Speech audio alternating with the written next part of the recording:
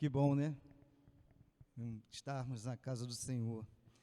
E a gente sabe que é um princípio de Deus, né? Que nós devemos nos congregar, ou seja, estarmos juntos. Eu me lembro que no início da minha caminhada como evangélico, né? Existiu uma ilustração que os pregadores usavam muito. Eles falavam a questão da brasa, né? E é verdade, né? Tá o braseiro ali, todas a madeira, o carvão ali junto, pegando fogo. No momento que você tira e coloca do lado, o que acontece? Vai esfriando, vai esfriando, vai esfriando, e a tendência é apagar. Mas, graças a Deus, né? Deus tem dado esse entendimento a nós e que nós possamos honrar, né, isso nas nossas vidas. Eu hoje, de manhã assim, né, geralmente é mais descontraído e tudo, eu vou convidar os irmãos a lerem só um versículo da palavra de Deus que se encontra em Êxodo, no capítulo 14, o verso de número 15. Êxodo 14, o verso de número 15.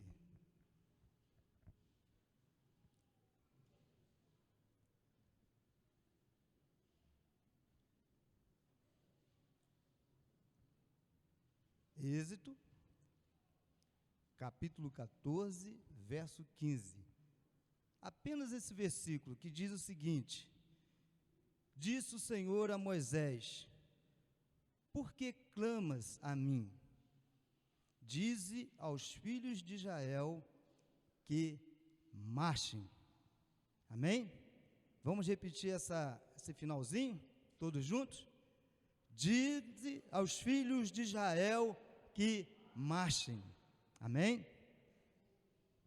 Senhor Deus, nós estamos na Tua presença e te pedimos a Tua orientação, Senhor Deus. Pedimos ao Senhor Deus o Teu Santo Espírito, ó Pai, que o Senhor venha falar aos nossos corações, que o Senhor venha de encontro, Senhor Deus, às nossas necessidades. Se tem alguém aqui, ó Pai, que está desanimado, se tem alguém, Senhor Deus, que está passando por dificuldades, ó Senhor Deus, que o Senhor possa nesta manhã confortá-lo, e que essa palavra, Senhor Deus, sirva de ânimo, ó Pai, sirva, Senhor Deus, para reanimar, Senhor Deus, a nossa caminhada como servos teus aqui nessa terra, ó Pai. Assim nós oramos em nome do seu Filho amado, Jesus Cristo. Amém. Amém. Eu li sempre nesse versículo porque eu vou andar aqui um pouquinho com vocês e eu convido, né, a gente voltar um pouquinho no livro de Êxodo, lá no capítulo 1, e a gente vai fazer assim um breve explanação para contextualizar o que nós queremos falar hoje. A verdade é que lá em Êxodo, capítulo 1, a partir do verso 6, o texto fala que José havia falecido, e todos os seus irmãos e toda aquela geração. Nós sabemos que José, né, pelos projetos de Deus, ele chegou ao mais alto cargo lá no Egito, cargo de governador. Abaixo de Faraó, é ele quem dava as ordens. E ele foi muito importante, porque já era projeto de Deus que o povo israelita, né, aquele período de seca que estava assolando, eles chegassem ali, e no projeto de Deus, Deus toca o coração lá de Faraó, e há toda uma providência de Deus. O povo ele é estabelecido numa terra, né, terra de Goze, onde era a melhor terra ali do Egito. Mas passou-se anos e aquela geração havia morrido. José já não estava mais com o povo. Faraó, que tinha toda aquela consideração por José, também já não estava mais ali, era uma outra geração. Era um outro rei, era um outro faraó que estava governando. E aí a gente vai andando um pouquinho, no verso 8, de capítulo 1, diz o seguinte: entre mentes se levantou um novo rei sobre o Egito, que não conhecera José. Ou seja, ele não tinha ideia, né, do que José representava para o povo Egito, para o povo do Egito. E aí no verso 9 ele diz assim: ele disse ao seu povo: eis que o povo dos filhos de Israel é mais numeroso e mais forte do que nós. Ou seja, o povo era tão abençoado, né, tão abençoado, que o povo prosperou até com relação ao crescimento. E esse faraó viu e olhou e percebeu que aquilo ali poderia ser uma ameaça para o Egito. E aí começa, né, a vida dos israelitas a mudar. Faraó, né, decide afligir os israelitas. E aí a gente vai ver no Êxodo capítulo 1 ainda, a partir do verso 11, ele diz o seguinte: e os egípcios puseram sobre eles feitores de obras para afligirem com as suas cargas.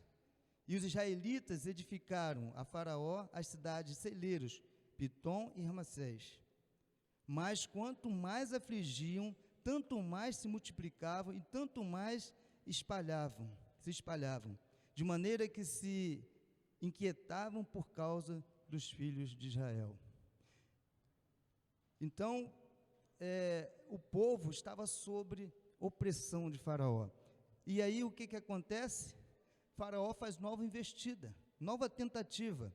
Aí a gente vai olhar ali em Êxodo 3, ou melhor, no Êxodo 1:15, diz o seguinte: e o rei do Egito ordenou as parteiras hebreias, das quais uma se chamava Sifrá e outra Puá, dizendo: quando servirdes de parteira as hebreias, examinai, se for o filho, matai-o, mas se for filha, que viva.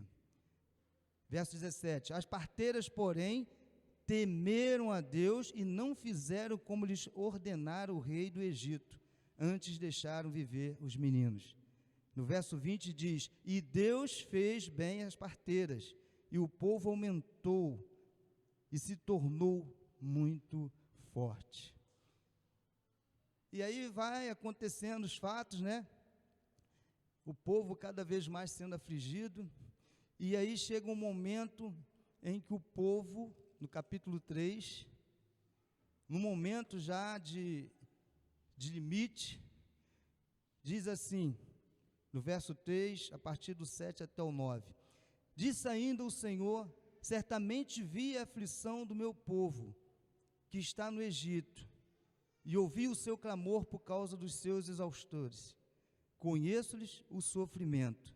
Por isso decidi, a fim de livrá-los da mão dos egípcios e para fazê-los subir daquela terra a uma terra boa e ampla, terra que mana leite e mel, o lugar de Cananeu, do Eteu, do Amorreu, do Ferezeu, do Eveu e do Jebuseu. Pois o clamor dos filhos de Israel chegou até mim, e também vejo a opressão com que os egípcios os estão oprimindo. Então, essa era a situação. E aí, nós já sabemos, né, que a partir daí Deus faz aquele movimento extraordinário, onde ele levanta um homem, Moisés, e o coloca diante de Faraó, para dizer: deixa o meu povo ir. E aí nós todos conhecemos, vem as 10 pragas do Egito, e mais lá na frente, Faraó libera o povo. Só que ele cai em si e vê que realmente, como que eles iam sobreviver sem aquela escravidão do povo. E aí no verso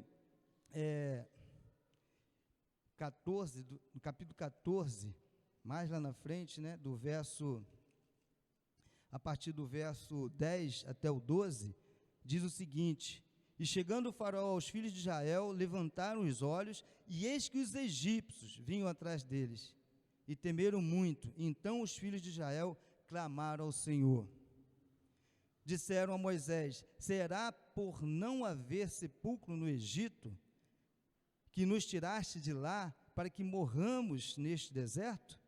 Porque nos trataste assim, fazendo-nos sair do Egito. Não é isso o que te dissemos no Egito? Deixa-nos para que sirvamos aos egípcios? Pois melhor nos fora servir aos egípcios do que morramos no deserto. Então, o povo estava numa situação ali, depois que ele sai do Egito, entre o Mar Vermelho e o exército de Faraó. E esse texto que nós lemos como base, do capítulo 14, verso 15, foi justamente nesse momento em que Deus fala para Moisés. Ele diz: por que clamas a mim?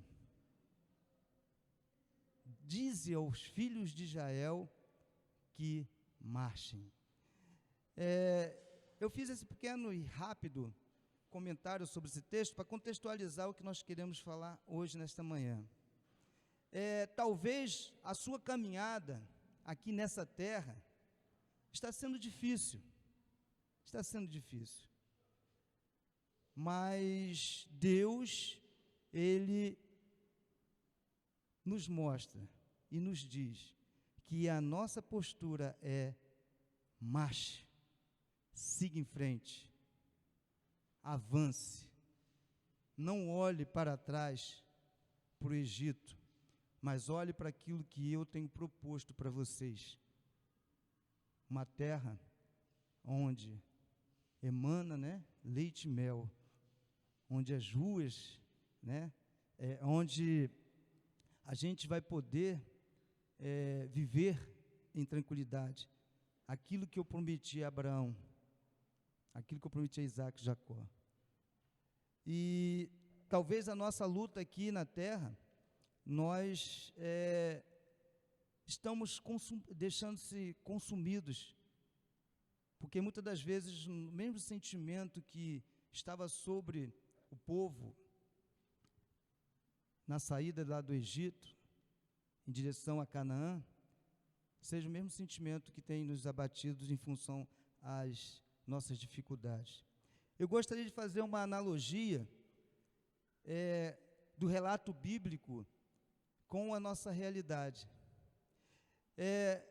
O relato bíblico fala de Egito, e o Egito representa, né, hoje, na nossa realidade, o nosso período da ignorância, quando estávamos no mundo, escravos do pecado, onde não tínhamos ainda o acesso à palavra de Deus, onde ainda não havia, né, ocorrido em nós o toque do Espírito Santo. E o deserto? O deserto é a nossa caminhada aqui nessa terra, é a nossa luta diária, né, nesse mundo. São as nossas frustrações, as nossas decepções, as nossas tristezas e muitas das vezes os nossos medos. São os mesmos sentimentos que provavelmente acarretaram a vida daqueles que saíram do Egito, porque eles viveram lá 430 anos. Eles não conheciam, era uma nova geração, eles não conheciam nada a não ser aquele ambiente. E de repente eles estão num deserto, e para complicar, o exército de Faraó vindo, e eles olhavam para frente e não viam saída, viam apenas o Mar Vermelho.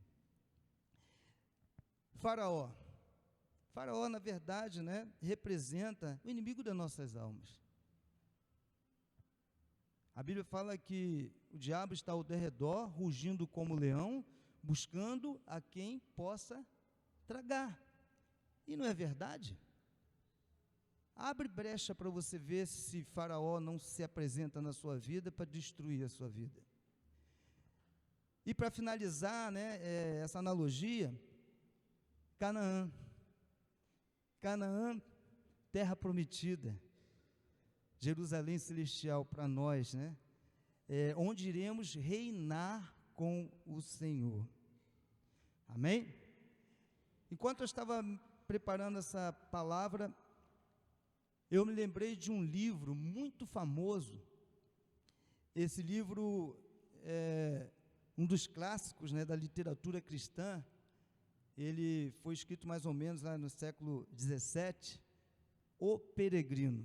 Quem já leu esse livro? Eu já vi o filme, o livro eu não li, mas eu já vi o filme. O que esse livro, esse filme retrata? Ele retrata, ele faz uma alusão aos desafios de um cristão nesse mundo, naquela caminhada até alcançar a cidade celestial. Eu não vou dar um spoiler aqui, porque vocês com certeza vão ficar curiosos e vão querer ler ou ver o filme, mas é muito interessante os personagens. Muito interessantes os personagens. E ali retrata fielmente a nossa luta diária, para a gente não perder o foco e não perder o nosso norte, que é as promessas de Deus futuras. Então, talvez a nossa caminhada aqui tenha sido difícil, eu sei. Talvez cada um de nós temos as lutas diferentes, mas está sendo difícil e pesada. Mas você tem que entender que a ordem de Deus para você é marche. Enquanto peregrinos e forasteiros nessa terra, qual é o nosso papel? Eu estava pensando, qual é o meu papel? Qual é a minha responsabilidade? Qual é o cuidado que eu tenho que ter? E qual é o meu objetivo? E aí eu me lembrei do texto de 1 Pedro 2,9, que diz o seguinte: vós, porém, sois raça eleita, sacerdócio real, nação santa, povo de propriedade exclusiva de Deus. Meu amado, você não é qualquer um. Você pertence a um povo. E esse povo tem um dono. E o dono não é Faraó. E o dono não é o presidente da nossa nação. O dono é o Senhor, nosso Jesus. E aí ele diz assim: a fim de proclamar as virtudes daquele que vos chamou das trevas para a sua maravilhosa luz. Nós temos um dono e nós temos também um desafio, que é proclamar as virtudes daquele que nos chamou das trevas para a sua maravilhosa luz. Talvez você esteja vivendo o Egito, talvez você esteja vivendo o deserto, mas eu quero dizer para você nesta manhã, que Deus vos chamou para que você proclame as virtudes, dEle, para que Deus, através da sua vida, outras vidas sejam abençoadas. Então não deixe que o sofrimento, não deixe que o deserto, que você está passando, o Egito que você está vivendo, isso é temporário, não deixe que isso ofusque a sua visão e deixe você sem contemplar as promessas de Deus para a sua vida.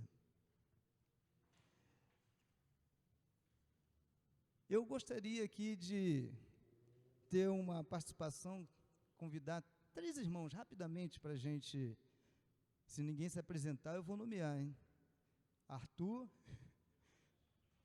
o Davidson e o Gerry. Rapidamente aqui. aqui para o pessoal a gente vai fazer uma... Eu estou aprendendo com Zumira, só que Zumira é mais... Eu sou mais cometido, eu não vou entornar nada. Não... A Zumira... eu sou mais tímido. Vou pedir que vocês fiquem aqui, Arthur fique aqui nessa posição, Germe do lado do Arthur e Davidson aqui. Não, do lado assim, olhando para aquele fundo ali da parede, esse aqui. Isso, Germe aqui no meio, alinhados. Eu vou pedir que o Arthur, ele dê um passo para frente, agora dê 2 passos para trás. 2 passos para trás. 1, 2. Eu vou pedir ao Jerry que fique parado. Agora eu vou pedir ao Davidson que dê 2 passos para frente. Beleza. Arthur vai repetir. Cuidado aí só com você vai dar um passo para frente e agora vai dar 2 para trás. Cuidado com o violão do Vinícius aí. Você continue aí quietinho no seu e você dê 2 passos para frente. O que vocês observaram? Quem poderia me dizer aqui? O que vocês observaram? Ninguém se arrisca a falar nada?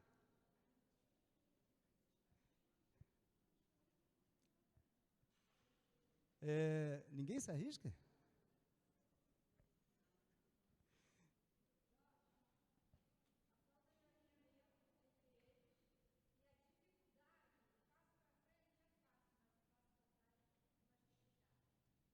Isso, mas não era bem isso que eu queria que vocês percebessem. Vocês estão cansados não, vão ficando aí por enquanto. Vamos ler Hebreus 10, 38.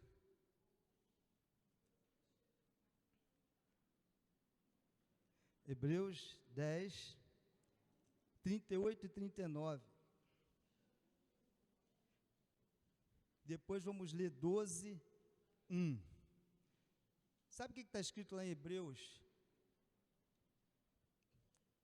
Capítulo 10, 38 e 39.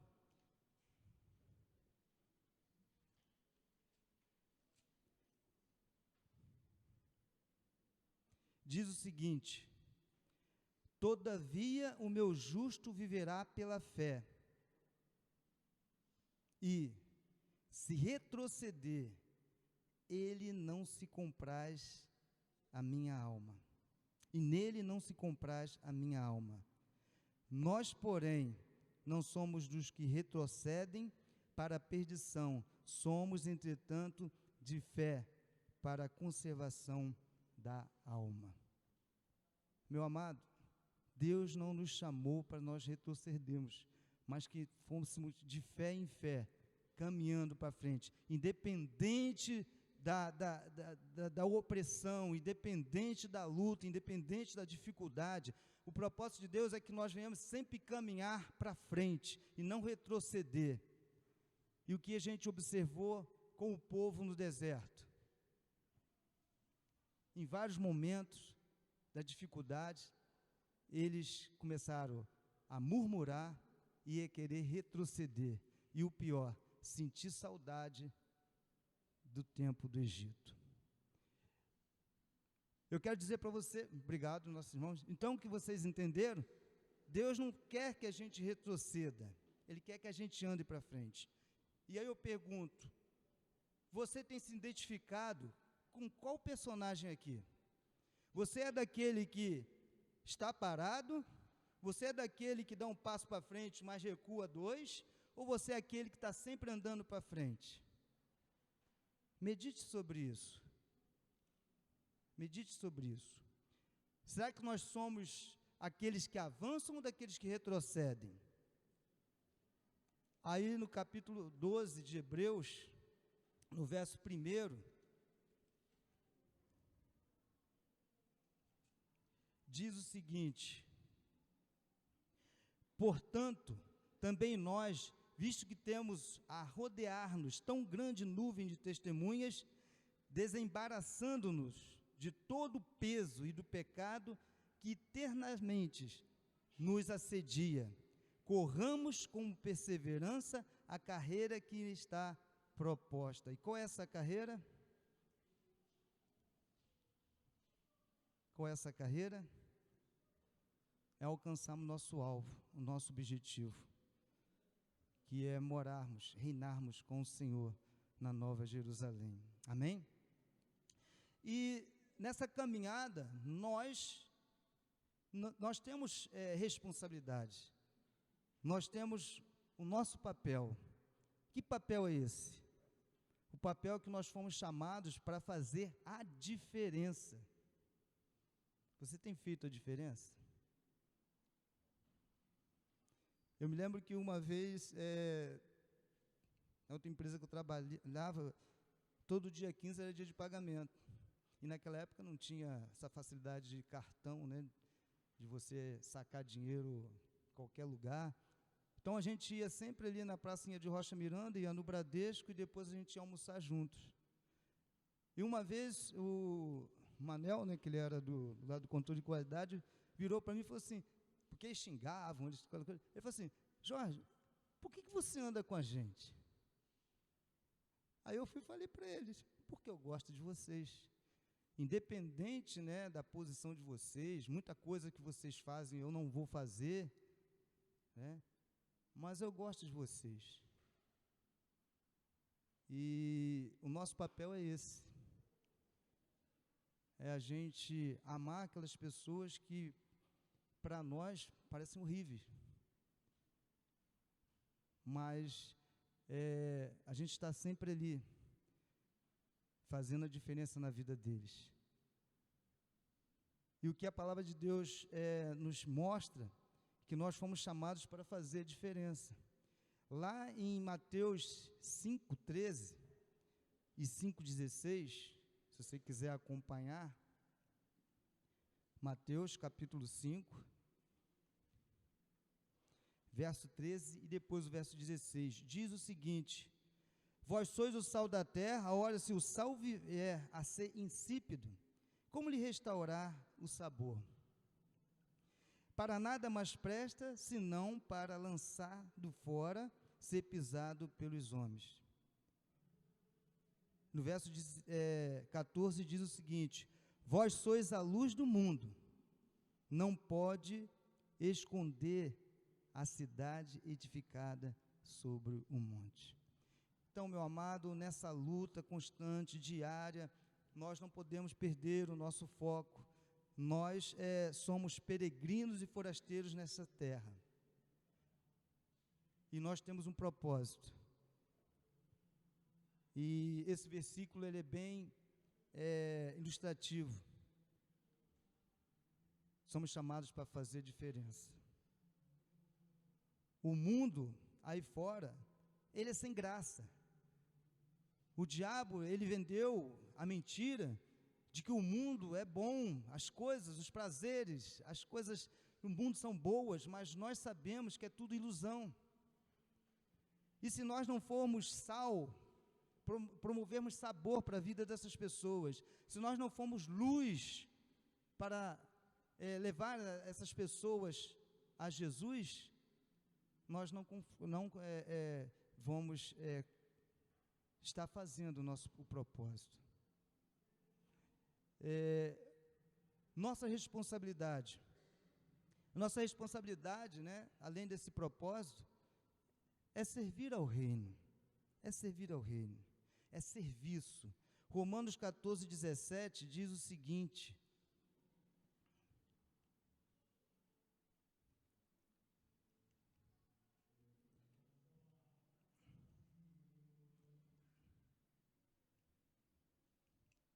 Romanos 14:17 diz o seguinte, 17 e 18.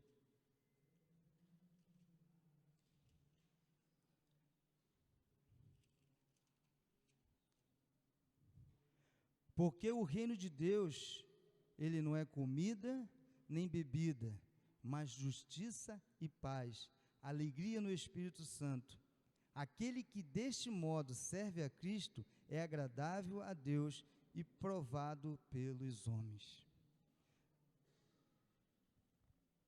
Então, nós estamos chamados para fazermos a diferença e também servir ao reino de Deus. E através desse serviço, né, de servir a Cristo, Deus é aprovado pelos homens. Então, se você quer fazer diferença e se você tem essa responsabilidade, não deixe que as dificuldades da sua vida, não deixe que os momentos difíceis venham fazer você desistir, mas seja aquele que ande em frente. Outra coisa também importante, nós estamos atravessando um deserto. Nós vivemos cada dia, né, uma luta diária para sobreviver. A Bíblia fala que o diabo está ao nosso derredor, rodando, né, como leão, procurando a quem possa o quê? Tragar. E nós temos que ter cuidado. E a palavra de Deus lá em Efésios 6:10, ela fala justamente sobre a nossa luta. E lá diz o seguinte: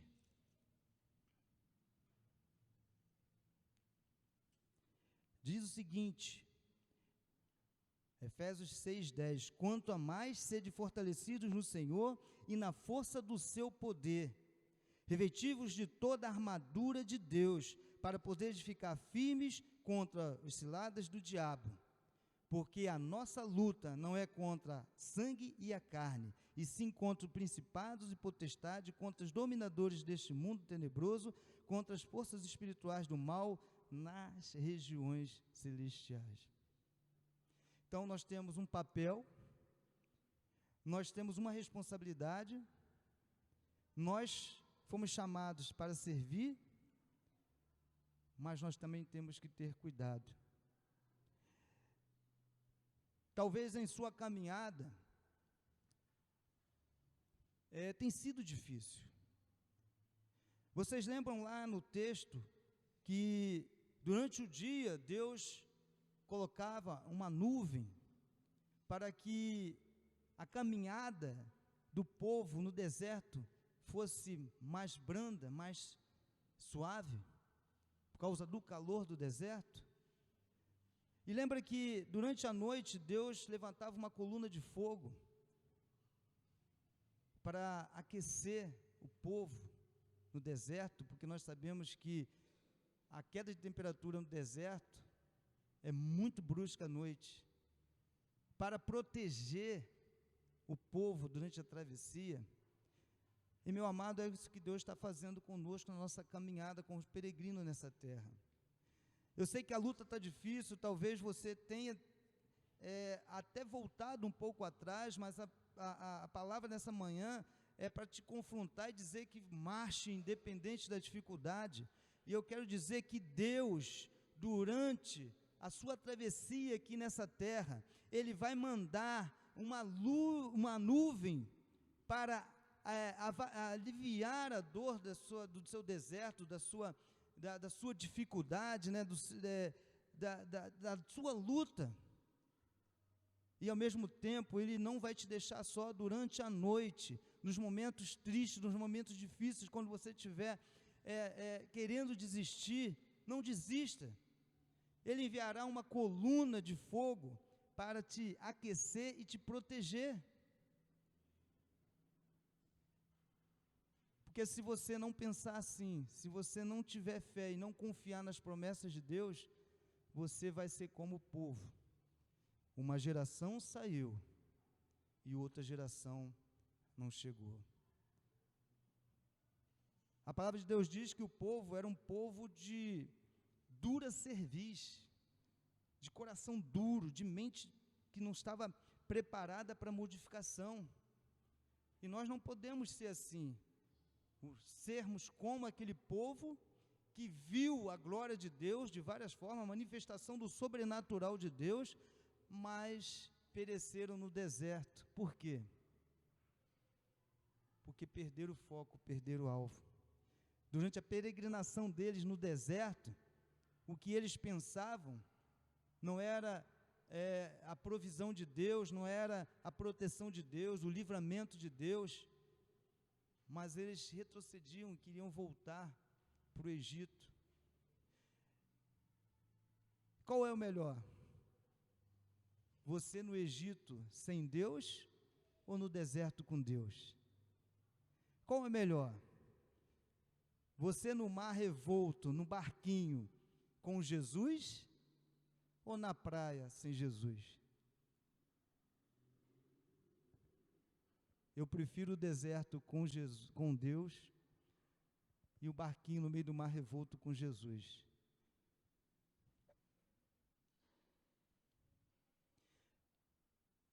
Terceiro ponto, para fechar essa parte e partimos para a conclusão, nós temos um objetivo.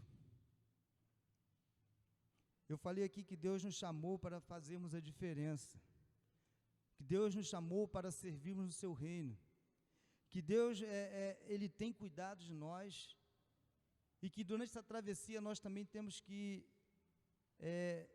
ter cuidado, porque o diabo ele é astuto.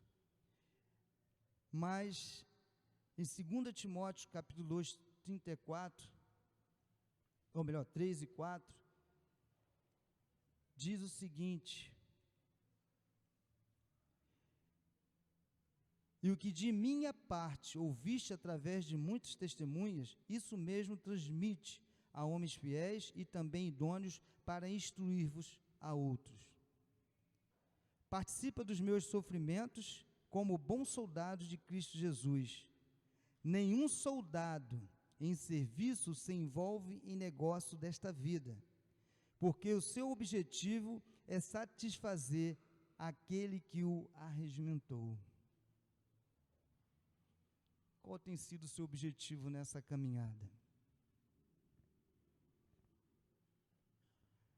É por isso que nós vemos que nessa caminhada aqui nessa terra, a qual não nos pertence, nós estamos como peregrinos e forasteiros aqui, o nosso foco, o que Deus nos arregimentou, o que Deus nos chamou, o que tem te prendido? O que tem te pedido de encaminhar?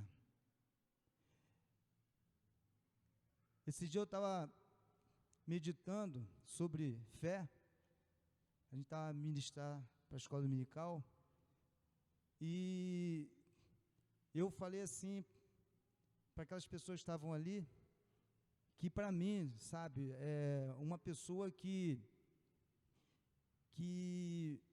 para mim deu um testemunho muito grande de fé, foi a pastora Ludmila Febe.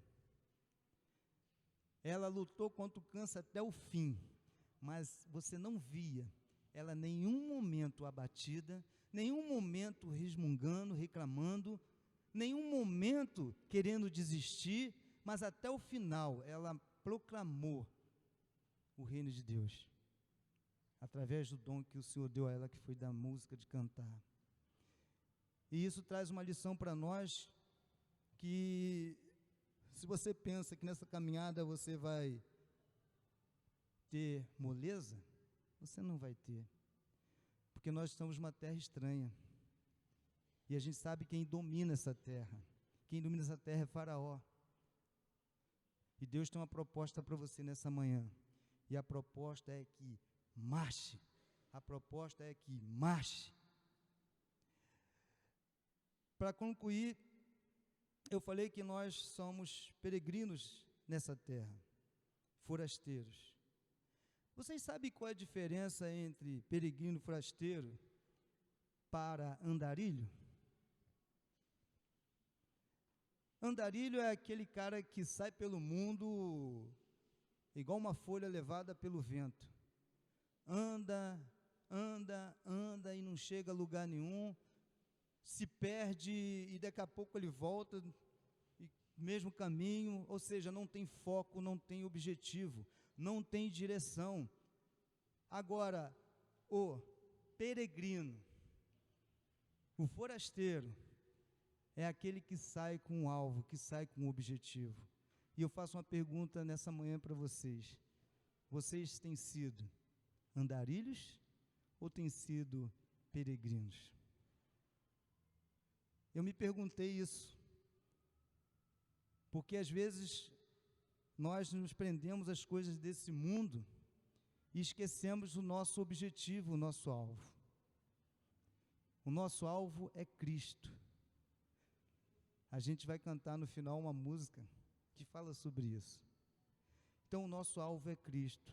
Agora, como os peregrinos, e eu separei aqui alguns pontos interessantes que caracterizam uma pessoa que é peregrina. Ela tem propósito e meta. Qual tem sido o seu propósito? Qual tem sido a sua meta? Essa palavra aqui, ela não quer anular na sua vida você ter um bom emprego, você lutar por uma casa própria, você ter uma condição de vida boa para a sua família. Não é isso que eu estou falando. O que eu estou falando é que essas coisas, elas não podem ofuscar o teu foco. Na primeira dificuldade, você tem que estar com o seu foco. Porque se você não tiver, você se distrai. E aí acontece como uma geração saiu do Egito e outra geração chegou em Canaã. Porque eles estavam com o coração não voltado no foco, no alvo, que era a promessa de Deus. Eles estavam voltados com as condições deles. Ah, que saudade da cebola, do alho e outras coisas. Outra característica do peregrino é simplicidade e desapego. A dificuldade do povo lá é justamente isso, né? Era o desapego. Eles estavam no deserto, eles viram a mão de Deus sobre eles, como Deus dava livramento, mas eles ainda estavam apegados lá. Outra coisa interessante é a resiliência e superação. O que é uma coisa resiliente? Ela sofre as ações, mas depois ela volta para a mesma condição. Ela não se quebra. É como um coqueiro na praia, que o vendaval bate, ele se curva, a gente pensa que ele vai quebrar, mas quando passa o vendaval, ele volta para a posição. É isso que Deus quer, que nós sejamos resilientes, porque Ele nos chamou para uma caminhada. Não ia ser uma caminhada fácil. Você acha que andar pelo deserto é fácil? Caminhar por um lugar árido, sujeito a todo tipo de situação, é fácil? E a mesma coisa aqui na terra. Outra coisa interessante, a questão do andarilho, é a humildade. E é uma dos princípios que a palavra de Deus nos ensina, que os humildes herdarão o reino dos céus. E qual é o nosso objetivo, qual a promessa de Deus? Que nós venhamos a herdar o reino dos céus. E uma coisa que até o pastor falou aqui no início, o senso de comunidade. Lembra lá em Atos 2, como é que viviam a igreja? Nós temos que ter esse senso de comunidade, de olhar para o lado das pessoas que estão ao nosso redor. O andarilho caminha sem direção, uma direção certa. E eu termino essa palavra dizendo para vocês nesta manhã, não esqueça de quem você é. Não esqueça do seu papel. O texto que nós lemos lá de Pedro diz que vós, porém, sois raça eleita, sacerdócio real, nação santa, povo de propriedade exclusiva de Deus. Mas não para por aí. Tem um objetivo: proclamardes as virtudes daquele que nos chamou das trevas para a maravilhosa luz. Então, meu amado, que esse versículo, ele sirva de exemplo, né, de estímulo, para que você não perca o seu foco. Nós estamos numa caminhada, nós somos peregrinos nessa terra, nós vamos ter dificuldades, mas nós temos um Deus que prometeu, e Ele é fiel. Eu digo para você nessa manhã, não seja como o povo no deserto. Dura cerviz, coração obstinado, mas que nós possamos vivenciar o nosso foco, não perder o foco, e que nós possamos fazer a diferença, porque o que esse mundo precisa, eu acho que é o que Deus quer fazer nas nossas vidas. Ele, durante essa caminhada, Ele te dá a oportunidade para você fazer a diferença na vida das outras pessoas. Então, que essa palavra nesta manhã possa ter, encontrado guarida no seu coração, e que nos momentos difíceis, que você pensa em desistir, nos momentos difíceis que você vê que não tem saída, na frente existe um grande mar, atrás o exército de Faraó, mas você sabe que Deus quer que você marche. Então, a mensagem dessa manhã para o seu coração: marche. Diga ao povo que marche. Amém?